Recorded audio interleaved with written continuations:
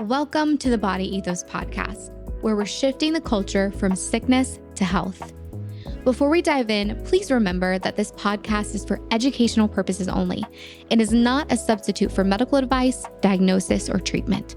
Always consult your healthcare provider before making any changes to your health routine. Welcome back to another episode of the Body Ethos Podcast. I'm your host, Jessica Whitmill. I'm a functional and holistic health practitioner in elevated functional health. And today I'm going to talk all about how your gut microbiome impacts your hormones, your mood, and your detox pathways. So before we get started, I want to zoom out and start with our gut microbiome. Your gut microbiome is an ecosystem of trillions of bacteria, fungi, parasites, and viruses. And ideally, they all live in harmony. And yes, bacteria, fungi, parasites, and viruses can live in harmony in the body. And when they live in harmony, your gut and your gut microbiome are responsible for producing and regulating certain hormones, aiding in manufacturing neurotransmitters, helping train your immune system, and playing a key role in detoxification. And that's why your gut is not just a detox organ, it's a signaling organ. But as I talked about before, all of this needs to work in harmony. And this is why it's really important to understand that your gut and your brain are in constant communication. Your gut and your thyroid are in constant communication.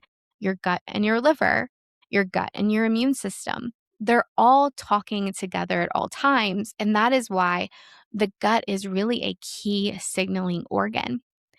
It doesn't just communicate with the brain like a lot of us know about, but it's also connecting and talking to other organ and body systems as well. And that's why when there is disharmony within the gut, your entire system feels it as well. So let's start with your hormones, especially estrogen. Inside your gut, there is a special collection of bacteria called the estrobolome. And its job is to help metabolize estrogen, decides how much is eliminated versus reabsorbed through gut-producing enzymes like beta-glucuronidase, which we can test on stool test, that actually can reactivate estrogen in the gut. And this overall just influences how estrogen is balanced and in circulation in the gut and the body. And when your gut is healthy, estrogen follows a clean exit. But if we have dysbiosis, so imbalances in the gut bacteria, we have constipation, we have inflammation, we have something like SIBO, which is small intestinal bacterial overgrowth. Estrogen often gets recycled, not removed. And this is when we have familiar symptoms like bloating that worsens with our cycle, PMS, heavy periods, tender breast, mood swings, weight gain, especially at the hips and the belly, weight loss resistance, fibroids, endometriosis, PCOS, and other estrogen dominant issues and symptoms in the body. And just to add another layer to this, things that are autoimmune issues like imbalances to the thyroid are also related here as well. Not only because of the inflammation from leaky gut or the bacteria in the gut, things like SIBO, which can downregulate thyroid hormone, and honestly create a perfect storm for issues like Hashimoto's. So inflammation, gut bacteria, creating more immune signaling, and an estrobolome that is completely dysregulated. But estrogen dominance alone can imbalance thyroid hormone because your estrobolome impacts how your body is creating these certain hormones and converting them. So when we are in an estrogen dominant state, we have a reduced amount of T3 and T4, which are your active forms of your thyroid hormone. And this is actually known as your gut thyroid axis. 20% of your T4 is converted to T3 in your gut. So if you have a dysfunctional gut microbiome and more estrogen recirculating, your thyroid is going to suffer. And so the key takeaway here is that if you have hormone imbalances, whether that's sex hormones like estrogen or other hormones like thyroid hormone imbalances, your gut microbiome should be the first thing you should support. All right. So now I want to talk about neurotransmitters and your mood, because a lot of you may not know this, but the gut plays a key role in mood regulation and neurotransmitter regulation. About 90% of serotonin is produced in the gut. And your gut microbiome helps regulate not only serotonin, which again is kind of our mood and calm hormone, but also dopamine, our motivation and reward neurotransmitter, as well as GABA, which is our relaxation and nervous system safety neurotransmitter. So when the gut is inflamed or imbalanced, these neurotransmitters drop in production. The nervous system shifts into survival mode, and we have common symptoms like anxiety, depression, irritability, brain fog, mood swings. And there are some incredible studies that show this interaction between the gut-brain axis, particularly when it comes to depression, and how there is a strong link to imbalances in the gut microbiome. Studies showed that people that suffer from depression actually had different microbial patterns compared to people that didn't have depression. And there were actually common patterns among those that suffered with depression and those who didn't. And there were specific bacteria that were linked, like Prevotella, Klebsiella, and Clostridium, that were more prevalent in people that had depression. And I actually find this very interesting because on gut testing, I find that people that suffer from mood issues typically have higher levels or imbalanced levels of these key bacteria. Not only that, and this one was super crazy and cool, but fecal matter transplants. So yes, taking a healthy person or animal's fecal matter and then transferring that to another person or animal. And that's what a fecal matter transplant is. So they took this fecal matter from healthy donors that were not depressed, who had balanced moods, and they gave it to mice that showed depressive behaviors. And when the depressive mice received the healthy fecal matter transplant with a healthier microbiome, they showed a reverse in their depressive behaviors. They also did the reverse. So then they basically took the microbiome of the depressed mice and they put it in mice that were showing a balanced mood, and they actually induced depression in those other mice. So if this doesn't convince you that your gut microbiome plays a critical role in mental health, I don't know what does. And not only does it help with the production of your neurotransmitters, but these bacteria and fungi are constantly sending signals to the brain. So are parasites. And so if you have an imbalance of these issues, not only are you not producing enough neurotransmitters, but you're getting these inflammatory signals going to the brain. And this can create a cascade effect of neuroinflammation, which absolutely has been documented to influence your mood. So things like, again, depression, anxiety, OCD, irritability, brain fog, cognitive decline, all of these things are linked to your gut microbiome.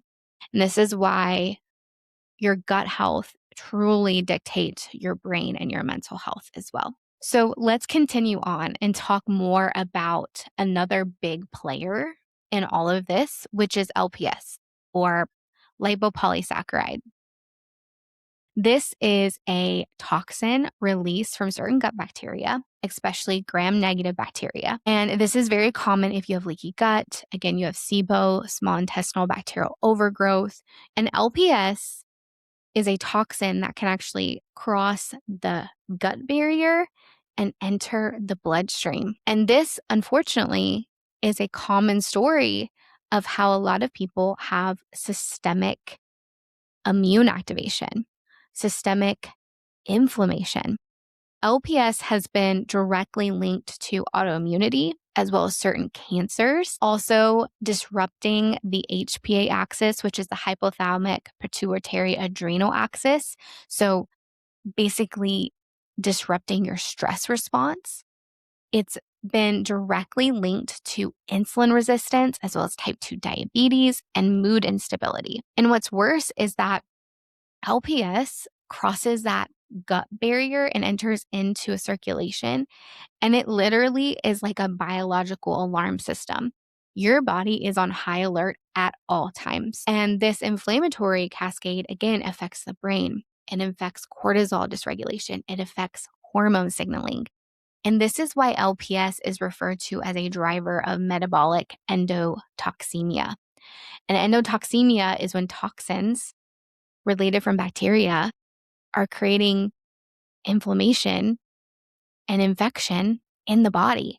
And even low grade chronic exposure to LPS has been directly, again, linked to things like type 2 diabetes and insulin resistance, fatty liver, cardiovascular disease, mitochondrial dysfunction, and mitochondrial diseases, as well as an increased blood-brain barrier permeability, leading to things like neurodegenerative issues, as well as some of those brain on fire mental mood issues that we experience as well. So in other words, LPS tells the body to go in survival mode.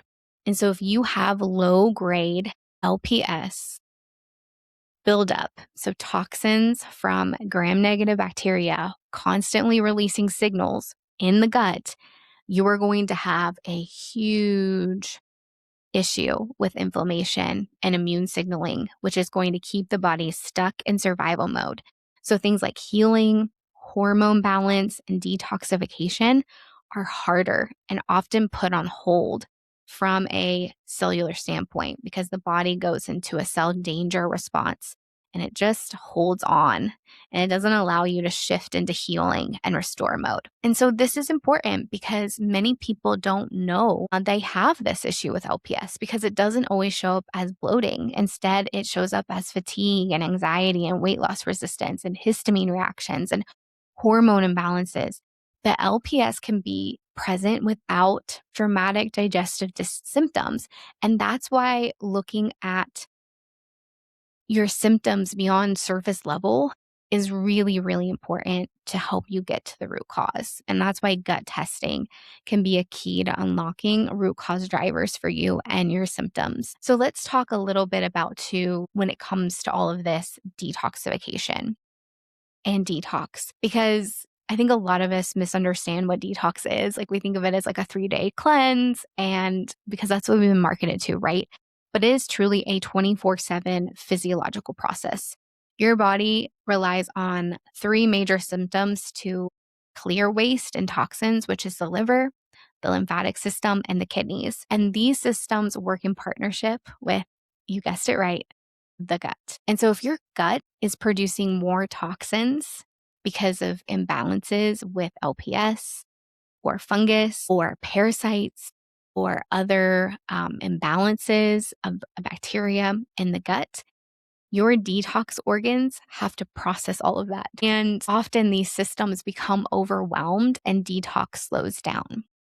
So let's talk about some just simply gut-derived toxins, and then also another major driver that I find, which is also mycotoxins or mold toxins. So gut-related toxins would be things like estrogen metabolites not being broken down properly and reabsorbed, bacterial endotoxins like LPS, ammonia, and other metabolic waste, and fungal toxins that can colonize in the gut, like candida. And when we have leaky gut as well, these toxins just don't stay contained to the gut.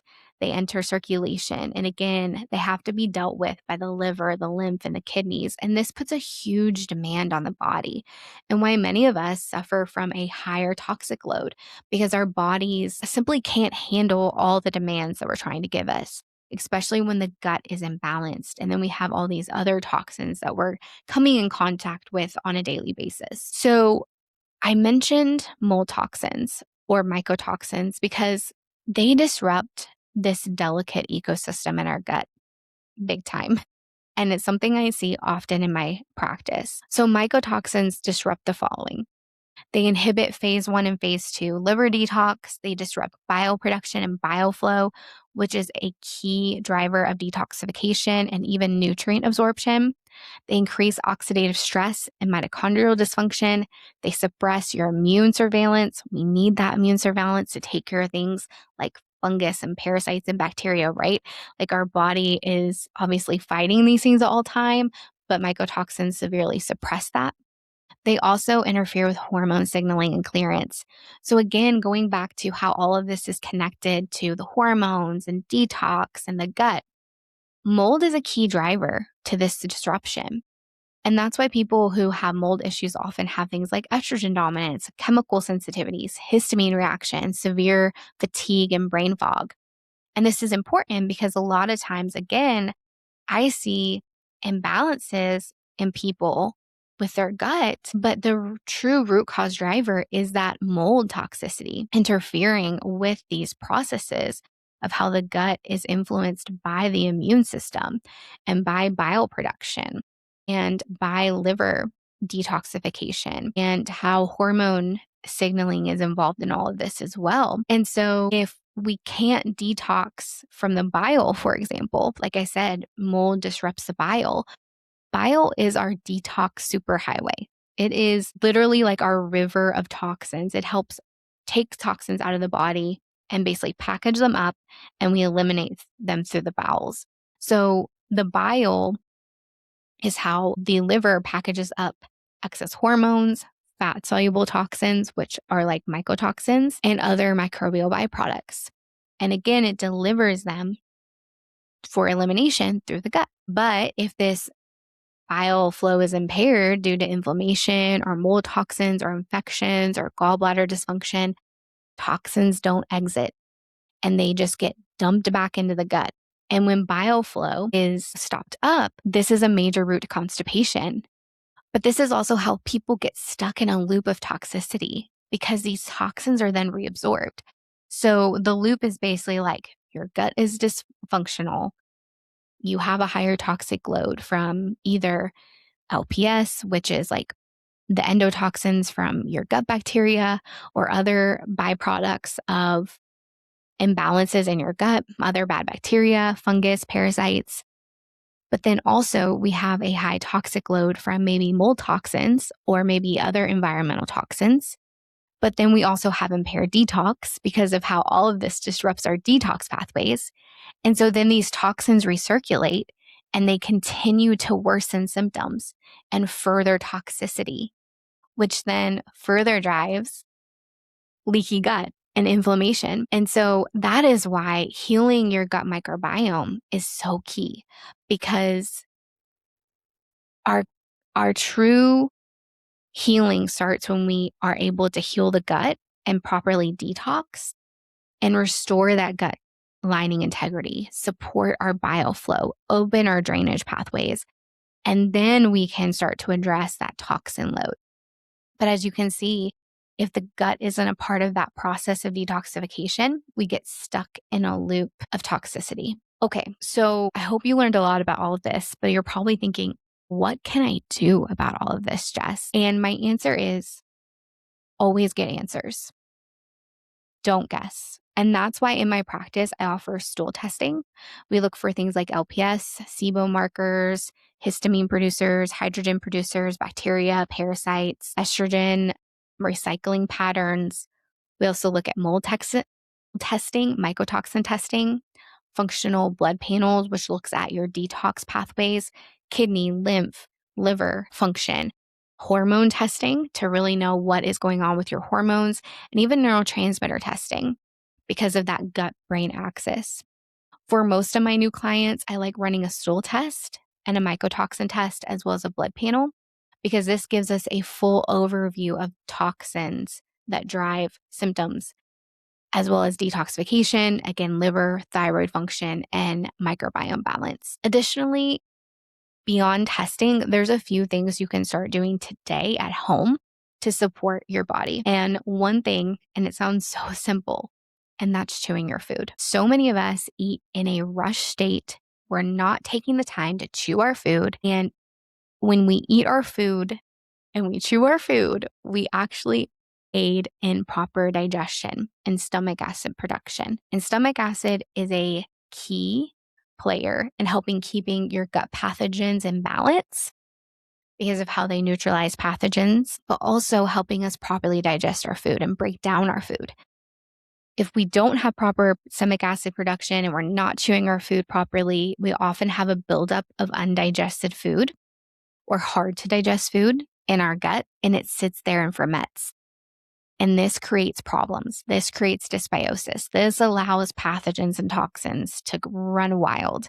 And so chewing is foundational to gut health. Some other things that would be supportive are things like fermented foods. One study showed that eating fermented foods actually helped depression symptoms. So eating fermented foods are really amazing for supporting microbial balance. And if you're dealing with mood imbalances, fermented foods can be really helpful. Additionally, things like bitter foods can support bile flow, which helps those toxins eliminate properly and also support healthy bowel movements. So if you struggle with constipation, this is a big one, is supporting bile flow, but also things like prebiotic foods, which can help your gut. Prebiotic foods are things like beans, garlic, onion, leeks, burdock root, green bananas. I love to grab the greenest bananas at the grocery store, and then I chop them up. I put them in a freezer bag and I freeze them. And then when I make smoothies, I just add them to smoothies. And it is an amazing way to get prebiotics and so cheap too. So honestly, like doing these small steps that I've outlined here can make a huge long-term impact on your gut health by just adding in those bitter foods, properly chewing your foods, eating prebiotic foods, eating fermented foods can all help your gut microbiome balance. But again, if you're done doing this by yourself and you've been struggling for years with chronic health issues, it's important that you get answers. And in my practice, I believe that you deserve answers. And that is why I work with clients all over the world and all over the US in my practice at Elevated Functional Health to support them via advanced functional lab testing to find root causes to gut infections and inflammation and mood imbalances and toxicity that they're feeling. I have a lot of clients who have complex cases or long-standing chronic symptoms, and they want answers. And that's what I do in my practice. I find those answers for them through lab testing. And then from there, I build a personalized root cause roadmap. So we know exactly what your body needs based on your labs and your symptoms. And then we go through the process of supporting your body in a specific order to help you truly heal and transform. I support clients with things like nutrition, lifestyle, detox, and supplement recommendations, as well as take a holistic approach to healing the gut with nervous system support as well. So if you're ready to explore lab testing or working with me one-on-one, I would check out the show notes below so you can book a free one-on-one call with me to learn more. I hope you enjoyed this episode on the gut microbiome and how it impacts your hormones, your mood, and your detox pathways, and learning how the microbiome is truly a master regulator of your brain chemistry and your detox capacity and your hormone signaling. And until next time, I hope you start taking some of those small steps that I outlined below, or even saying yes to yourself by signing up for a free call with me. So you can start not only shifting yourself, but when you heal your body, it starts creating a ripple effect to helping shift our culture from sickness to health. And that is the mission of the Body Ethos Podcast. Thank you so much, and I hope you guys have a great day.